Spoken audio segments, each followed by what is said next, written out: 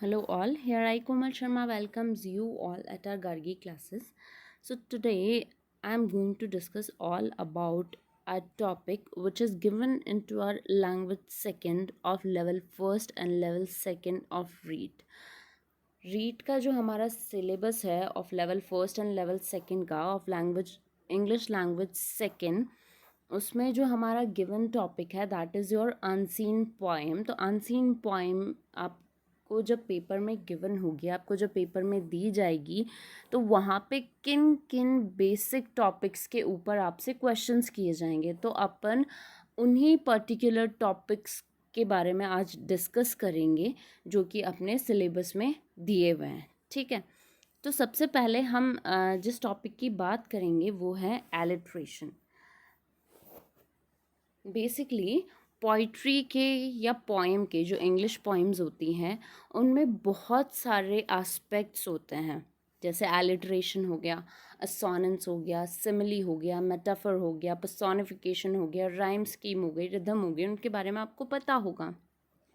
उन्हीं के बेसिस पे जब आपको पेपर में कोई भी एक अनसीन पोएम दी जाएगी तो आपसे कोई भी क्वेश्चन होगा वो इन्हीं 4 और 5 टॉपिक्स के बेसिस पे आपके सामने क्वेश्चंस होंगे.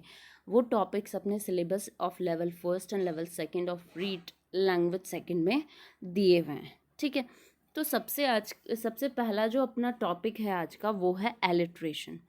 तो एलिट्रेशन एग्जैक्टली होता क्या है और इसको पोइट्री में हम किस तरीके से यूज़ करते हैं, और पोइट्स एलिट्रेटिव पोइट्रीज़ को किस तरीके से लिखते हैं, इसका मतलब क्या होता है, विद एग्जाम्पल मैं ये चीज़ डिफाइन करने जा रही हूँ.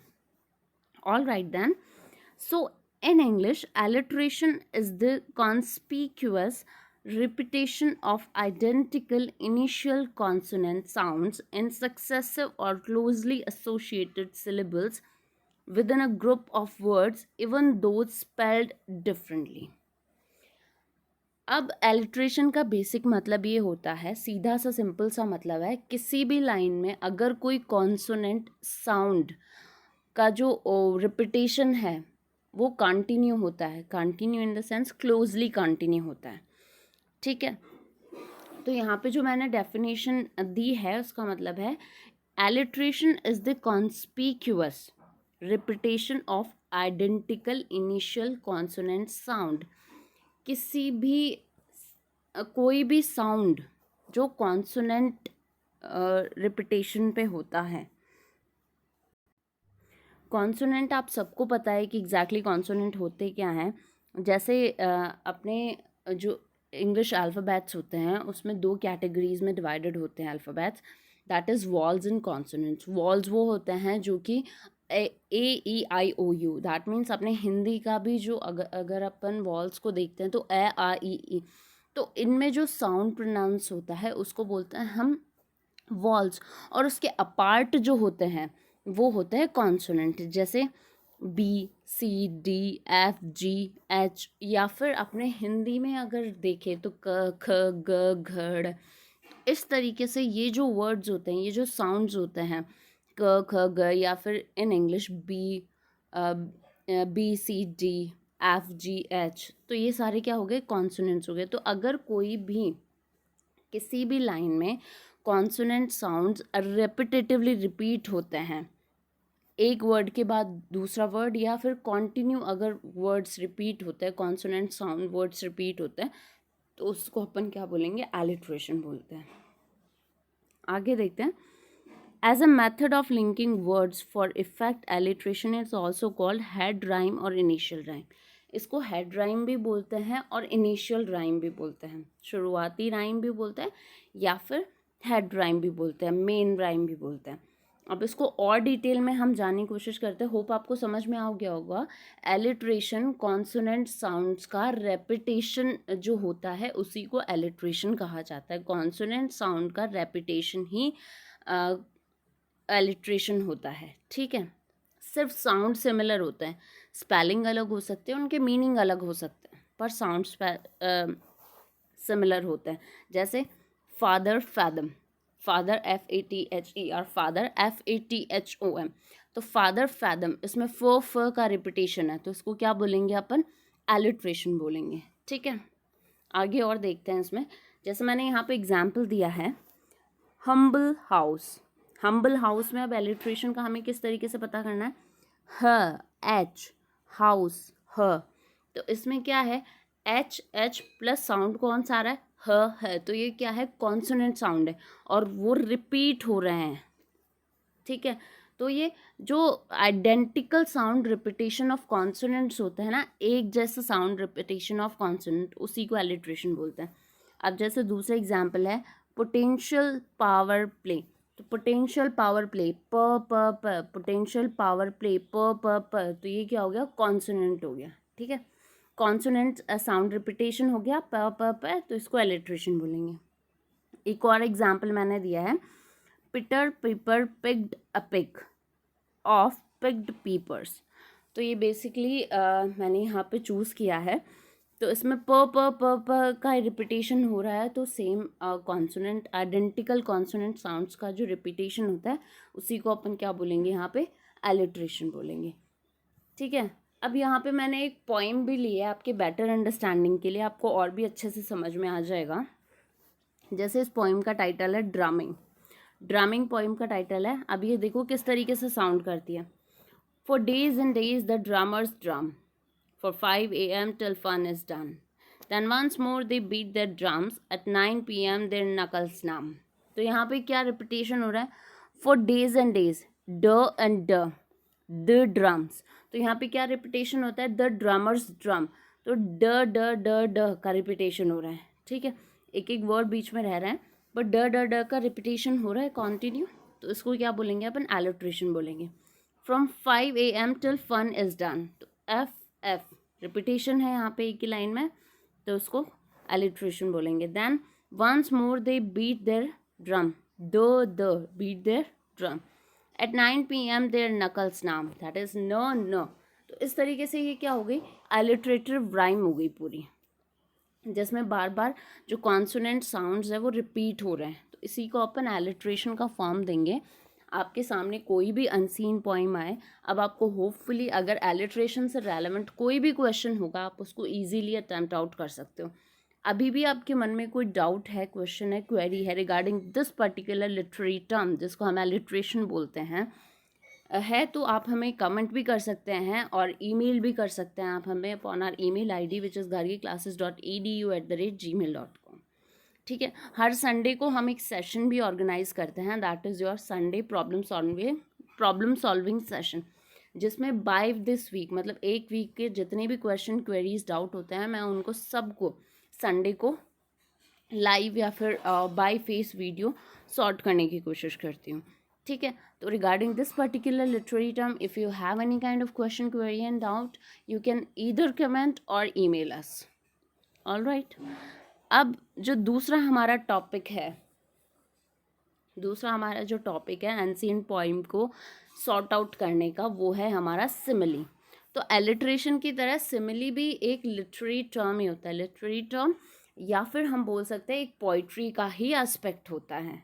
ठीक है, अब एग्जैक्टली इसका मतलब क्या और इसको इम्प्लीमेंट किया कैसे किया जाता है बाय दी पोइट्स, वो हम जानते हैं।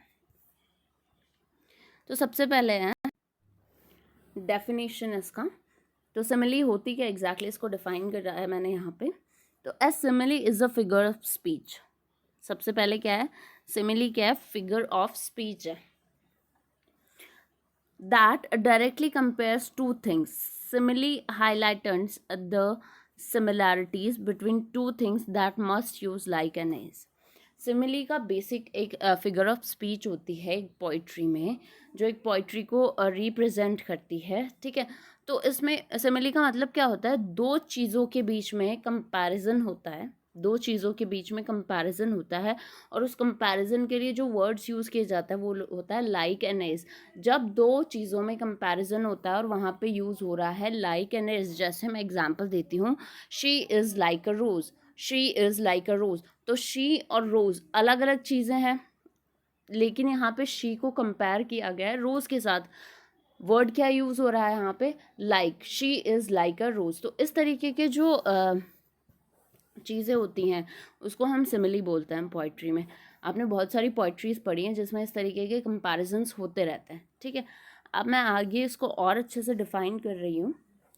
A figure of speech involving the comparison of one thing with another thing of a different kind, used to make a description more emphatic or vivid.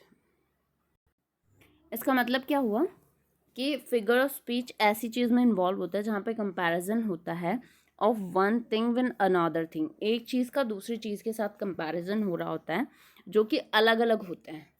अलग अलग तरीके की चीज़ों का कंपैरिजन होता है. दो अलग चीज़ों का कंपैरिजन एक दूसरे के साथ होता है. And use to make a description more emphatic और विविड. किसी भी डिस्क्रिप्शन को मोर एम्फेटिक और विविड बनाने के लिए दो अलग अलग चीज़ों का कंपैरिजन किया जाता है. मैंने यहाँ पे एग्जाम्पल दिया है. He is as brave as a lion. He is as brave as a lion. तो यहाँ पे वर्ड क्या यूज़ हो रहा है, दैट इज़ एज. ठीक है, he is as brave as lion. तो ये क्या हो गया, सिमिली हो गई, जहाँ पे उसका कंपैरिजन, उस लड़के का कंपैरिजन किससे हो रहा है, एक लायन से हो रहा है. तो उसको और भी ज़्यादा एम्फेटिक और विविड बनाने के लिए, इस लड़के की कैरेक्टरिस्टिक को और भी ज़्यादा एम्फेटिक और विविड बनाने के लिए यहाँ पे किस ऑब्जेक्ट को यूज़ किया गया है, उसके कंपैरिजन के लिए लायन को यूज़ किया गया है. और वर्ड क्या यूज़ हो रहा है, that is as. He is as brave as a lion. तो ये क्या हो गया, सिमिली हो गई. दूसरा मैंने अभी जो बताया था, she is like a rose. She is like a rose. She और रोज़ अलग अलग चीज़ें हैं, लेकिन उनका कंपैरिजन, शी की कैरेक्टरिस्टिक को बहुत ज़्यादा एलाबोरेटिव, एम्फेटिक और विविड बनाने के लिए किसका कंपैरिजन किया गया है, उसके साथ रोज़ का कंपैरिजन किया गया है. ठीक है, होप आपको समझ में आ गया होगा. स्टिल मैंने यहाँ पे एक छोटी सी राइम ली है जिससे आपको और भी अच्छे से समझ में आ जाएगा. Your teeth are like stars, they come out at night, they come back at dawn when they are ready to bite. All right, so here I have given this example that here the poet praises his beloved here, and he compares the teeth of his beloved with the stars. तो यहाँ पे आपको एक चीज़ ध्यान देनी है, that your teeth are like stars. Your teeth are like stars. तो यहाँ पे टीथ का कंपैरिजन किससे हो रहा है, स्टार्स के साथ हो रहा है. ठीक है, your teeth are like stars. तो यहाँ पे स्टार्स के साथ टीथ का कंपैरिजन हो रहा है along with the word like. आपको इस चीज़ पे फोकस करना है. ठीक है, तो इस तरीके से ये आपका क्या हो गया, ये हो गई आपकी सिमिली. होप आपको समझ में आ गया होगा कि सिमिली का मतलब क्या होता है. एक फिगर ऑफ स्पीच होती है किसी भी पोइट्री में, दो अलग अलग चीज़ों का कंपैरिजन करने के लिए यूज़ लिया जाता है. दो अलग डिफरेंट चीज़ों का कंपैरिजन किया जाता है with another with the word as और लाइक वर्ड यूज़ करके. ठीक है, अगर आपको अभी भी इस टॉपिक से रेलेवेंट, सिमिली से रेलेवेंट कोई भी प्रॉब्लम है, तो as I already said, you can comment us, you can email us upon our email ID which is also given into our description box. description box में हमारी email ID दे रखी है, आप वहाँ पे हमें डायरेक्टली भी contact कर सकते हैं और कमेंट भी कर सकते हैं. ठीक है, तो मैंने आज का जो टॉपिक है उसमें एलिट्रेशन और सिमिली दोनों टॉपिक्स को कवर कर लिया है, जो कि अनसीन पोइम जो भी आपके पेपर में आएगी उसको अटेम्प्ट करने के दो टॉपिक्स है, that is your alliteration and simile.